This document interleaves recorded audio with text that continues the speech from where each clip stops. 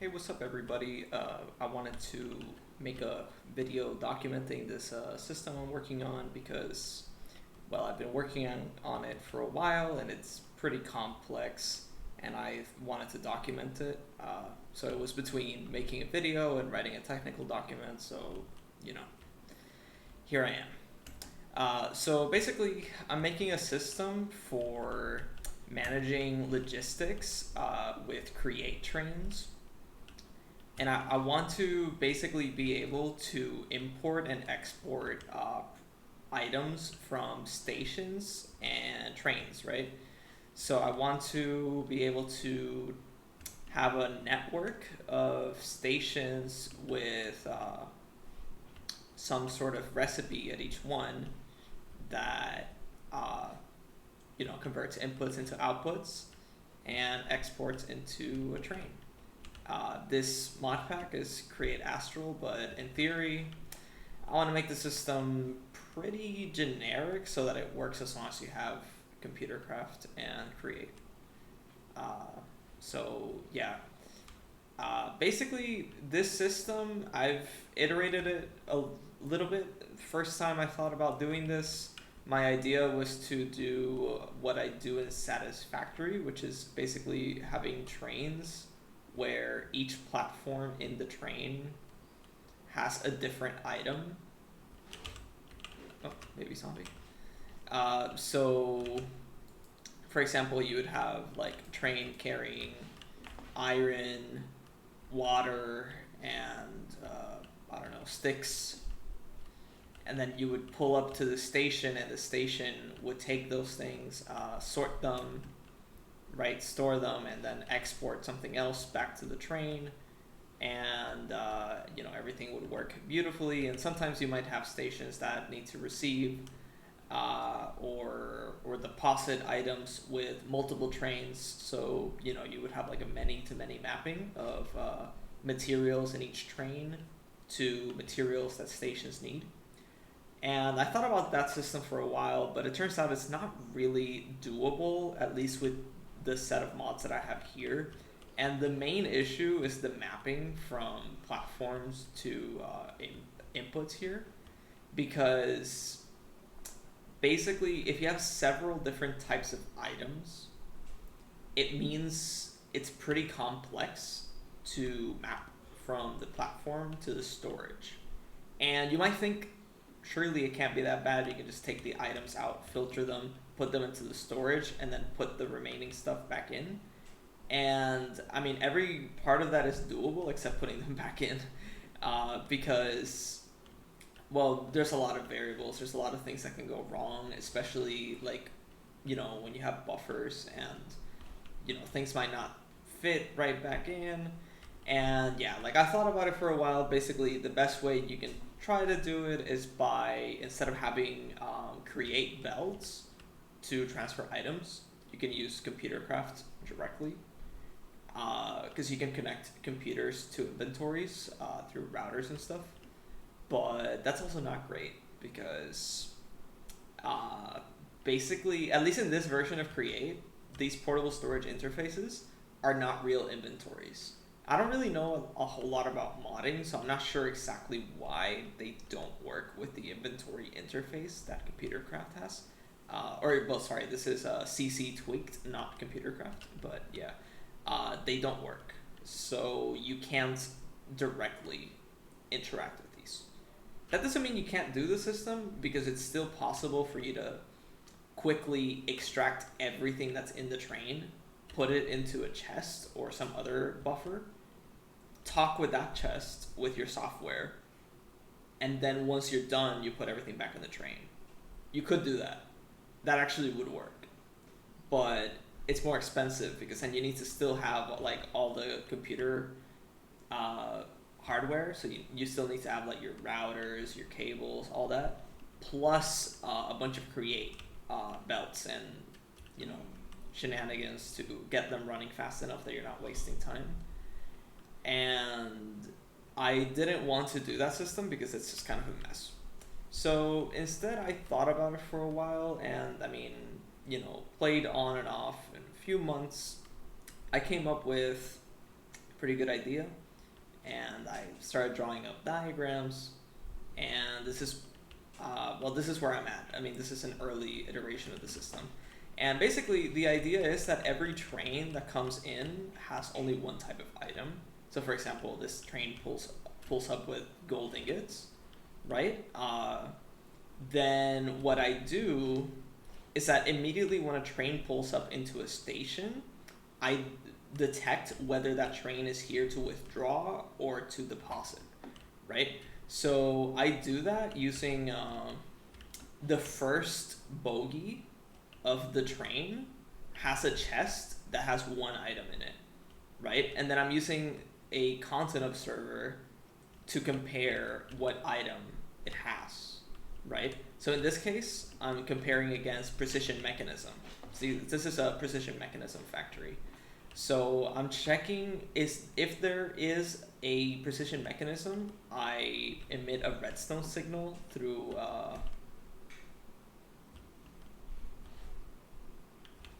hold up. Oh, I think I actually haven't hooked this one up yet. Oh, dang, I actually need one more channel for links. Okay, but that's beside the point. This emits a redstone signal, which I then pick up on my computer over here.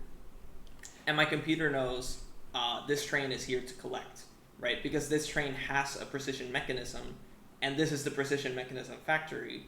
I can configure my computer to say, you know, this train is here to collect. Or, you know, precisely this content observer is doing the job of like saying, oh, right, I'm a precision mechanism factory, therefore this train is here to collect. So yeah, like it detects that the train is here to collect. It sends the signal. Then the computer goes into another state where it starts to basically pipe out all of the contents of the output buffer. So there's a crude storage unit here with outputs. Then yeah, like it would, well, this signal should be on at all times. This would start or like it would get disabled, so then this would start outputting items, and they would get deposited into the train, right? So then that happens for some amount of time, right? You know, I could configure it to be like 15 seconds or whatever. You know, could even make like a format for configuring it for each station, because obviously some stations you might have long output cycles, like a cobblestone generator, you're gonna have a lot of cobblestone, but this one, it's precision mechanism, so you know, I'll be lucky to make 20 stacks of them across the entire playthrough. But yeah, you so you're done with the output cycle, and after that you basically tell the train you're free to go by sending another signal into the station, because the trains are configured and on their schedules to leave as soon as they receive a redstone signal. They don't have anything else. And yeah, then the next train would come. So that is the withdrawal scenario. Then the depositing scenario, basically the train comes in, there is no redstone signal, so the computer is configured to wait for a little bit. If there's no redstone signal from the content observers, that means that that train is not gonna try to get anything from this factory. Therefore, we're free to just start the input cycle. So the input cycle consists of like these would also always be turned on. So these get disabled, which enables these brass funnels to start outputting everything that's in the train. Then they go through this spiral, right? So first they need to go into the filters. They go into these production buffers, right? And then the factories would do whatever they need to do with the production buffers. And then anything that doesn't get picked up by the production buffers because the storage is full, or maybe a train came in that didn't actually have the right type of item, anything that happens like that, all those items end up in this thing. I'm calling this the recoup buffer. And basically this doesn't do anything. It just holds the items. as long as the input cycle is happening, or well, not the entire cycle, but yeah, like the initial input phase. Once the input phase is over, this this signal here gets disabled, which enables the recoup buffer to output its items back into the train. See, so it's kind of like a spiral shape, right? It's not a circle, because this line that they go in finally, this line I'm on, is not the same as this line, right? Like they never cross. But yeah, they go through here, and I'm using this trick where I pass the belt below. So once this interface can't take anything, it goes to the second one, right? And it kind of percolates. So if I wanted to have more platforms, I could have more of them that way. And yeah, then anything that doesn't get picked up by the train gets destroyed by a cactus. And yeah, the idea of destroying of the cactus is that, well, if you try to store it somewhere, chances are you'd end up overflowing and backing up the system. And that's actually one of the main concerns. One of the main design challenges with the system is that because you're receiving multiple different types of items on your conveyor belt, you can't saturate the conveyor belt, right? Like normally, if you're making a factory or something and you have a line where you're only receiving one type of item, then you would not really care if it overflows or sorry, like if it saturates, because next time you need the items, they're there, right? The problem when you're trying to multiplex a line and put multiple different types of items through it is that if it saturates, then the other kinds of items have their channel blocked. So, you know, like that's a pretty big engineering challenge, and it's the main reason why I need to do this whole mess with the computer. And yeah, speaking of the computer, let's talk about the software part a little bit. So, you know, I'm probably like 20% done, to be honest. But the main idea that I'm having here is to use a finite state machine. And I mean, a finite state machine is kind of overkill. For those who don't know what a finite state machine is basically, it's like a data structure that has a defined set of states that it can be in, and then it has transitions between those states called events. And the idea is that every possible state and every possible transition has to be defined. And usually you wouldn't use a finite state machine to implement extremely reliable software, or sometimes hardware actually.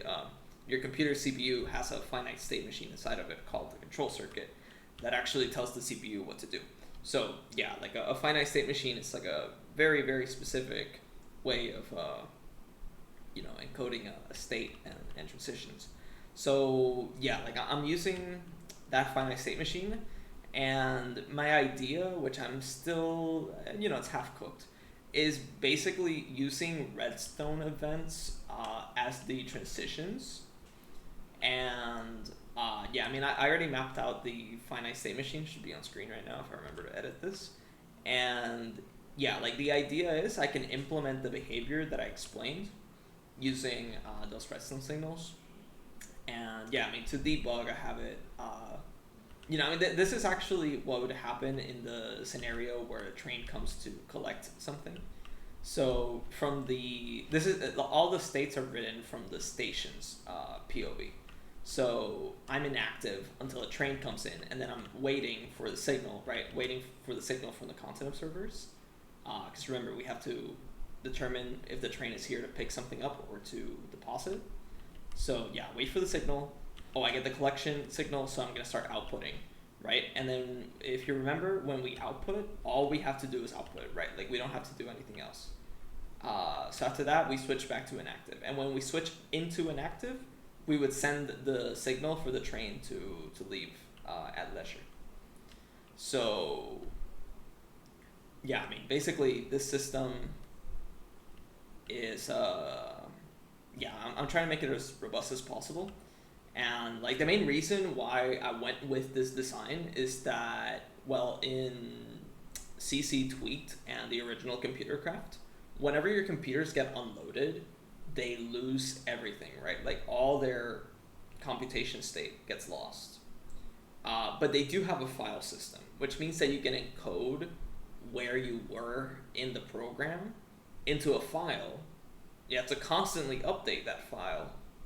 And then when you unload the computer, the file remains, it's persistent. You can load the computer back and set its startup program to read from that file, which is kind of like a recovery file, and restore its state.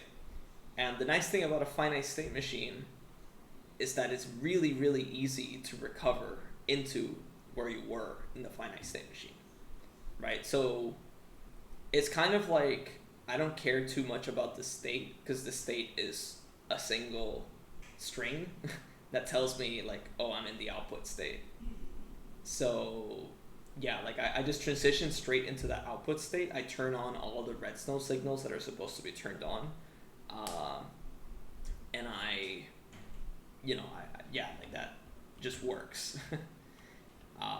which is very nice. But yeah, I mean, that's where I'm at with the system right now.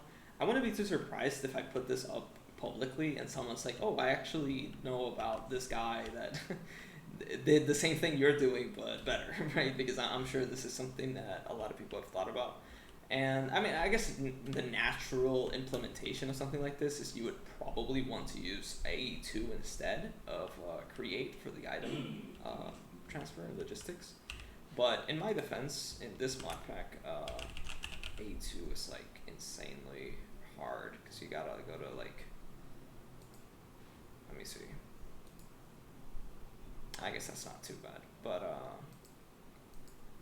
yeah, I mean, like it's a little rough. It's a little rough. There's some recipes in there that are pretty rough. So I wanted to do this thing with trains first.